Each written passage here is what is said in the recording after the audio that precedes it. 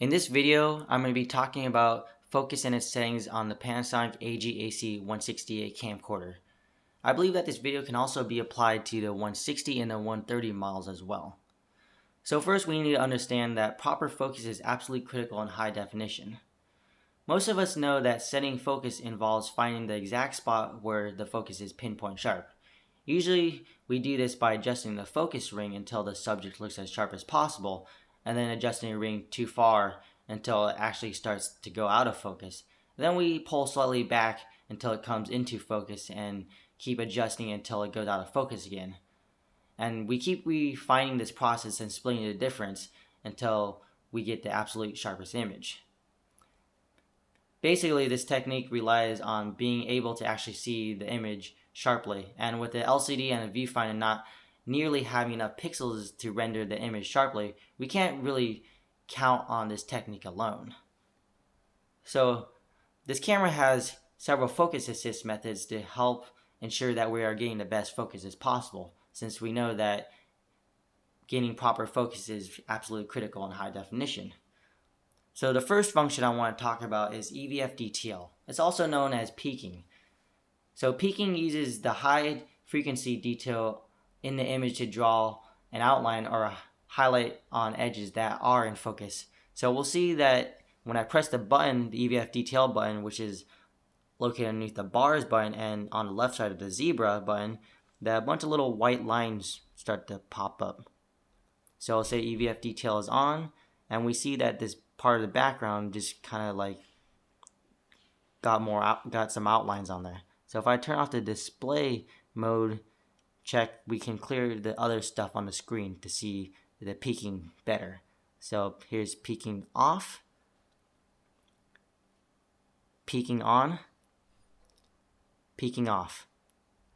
So we see that the background is indeed in focus and not this stuff in the front. Bunch of little gadgets and a screwdriver.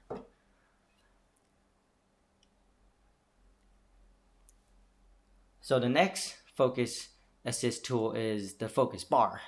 So the focus bar is located underneath the audio levels right here. So it's this little small bar with a green dot on there. So the focus bar is perhaps the easiest focus assist tool. The longer the bar, the more in focus your shot is. However, the focus bar doesn't distinguish between the areas of the screen that's in focus. It's making a judgment on the overall sharpness of the full screen. So for wide angle shots, it'll tell us that the whole thing is in focus, which is kind of useful. But however, in close shots like this that we see with the screwdriver and the gadgets, it's not telling us that it's in focus. We already know that the stuff in the front is not in focus because the screen is pretty high resolution. LCD technology is getting better and better every year. But perhaps, let's say on the older LCD panels of the Panasonic cameras, which were pretty crappy back then, it wouldn't help us tell, the focus bar wouldn't help us in aiding which thing was actually in focus or telling what was in focus. So sometimes it can be a distracting focus aid. So that leads us to our next focus assist tool that this focus aid that this camera has. So we move the LCD screen back into place. There's a button called Focus Assist, which is underneath the ND filter. So there are two different modes of Focus Assist. So Focus Assist comes in red or in expanded focus. So if I press the Focus Assist, we see that this Focus Assist is currently set in red.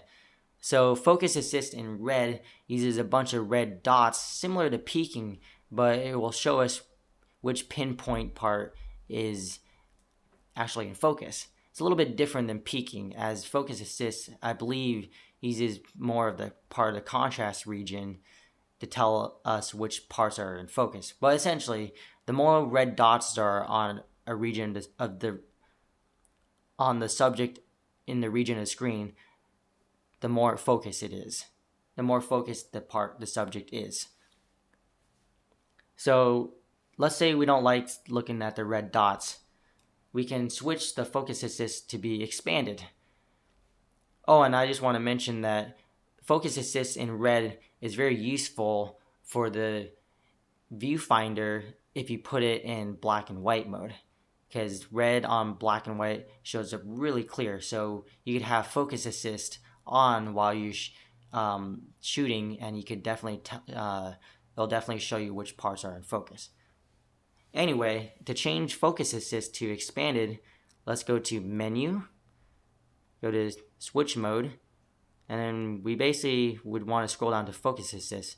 By default, it's the menu would start at function knob, and we just scroll down a little bit to get to focus assist. Right now it's in red, so let's click on expand, and now we're going to be in expand focus assist. So press the focus assist button in the front, and we see that the LCD actually just zoomed in a little bit, like a digital zoom. That also is a good tool to help us know which part is in focus. So we see that the background is in focus and not the screwdriver. So if we want to, we can adjust the focus ring to help us get the screwdriver in focus. I'll show you a little bit more on the expanded focus assist in a bit. So we'll turn off focus assist, and now I want to talk about the focus feature that's really cool if we use the function knob. The function knob can be used to set which area of the screen the autofocus system prioritizes. This can come in handy if we want to direct the viewer's eyes to a section of the screen that's not the center of the screen. So this would be important if you have an interviewer, or you're having an interview and you want the subject to be a little bit offset, like let's say on the left hand side. You could have the autofocus system focus on that subject's face, and then we could have a nice background blur.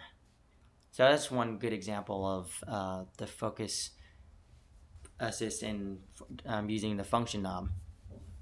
So to get to that feature, we want to press the joystick, the function knob, in once, and we'll see that crosshair shows up. So let's say I want to focus on this part of the screwdriver right here. I'm going to get that part dialed in, push in once, and we see that the screwdriver is now in focus, and the background is blurred out. So we know that it's prioritizing that part of the screen when the crosshair turns golden color. When you're done using the function knob or the focus feature, it's a good idea to bring it back to the center, and we can just press and hold, and that part goes away. So now we see that the screwdriver is in focus. So next, I want to talk about another focus feature that you might have saw on the menu. So if we go back to menu and we go to switch mode, there's something called manual focus assist. So the manual focus assist basically allows the focus ring on the camera to disable the 360 degree and cut that in half. So it helps it basically get focusing a lot easier, instead of turning the focus ring all the way around and hunting around on focus. So this would be really useful in a gun and run shooting situation that you don't have time to really focus on your subject. And of course, we can go to manual focus. So right now it's set to autofocus. So if we go to manual by pushing the switch down to manual, we are now in manual mode. So let's use the focus assist tool, the expanded focus assist, to focus on this part of the screwdriver. So we're going to turn the dial ring in the front till we believe that the screwdriver is actually in focus, we can turn focus assist off, and we can use the peaking feature to show us that the screwdriver now is actually in focus. See right there? So let's press that again, turn peaking off, peaking on, and we see that it's in focus. If for some reason that you're having a hard time getting something in focus, we could always push autofocus button right here to set the focus. Or if we try to like focus on a wide shot, you could push down the focus knob to infinity really quickly, and I'll set the focus to be infinity. So that's basically a brief overview of focus and its settings on the Panasonic AG-AC160A camera.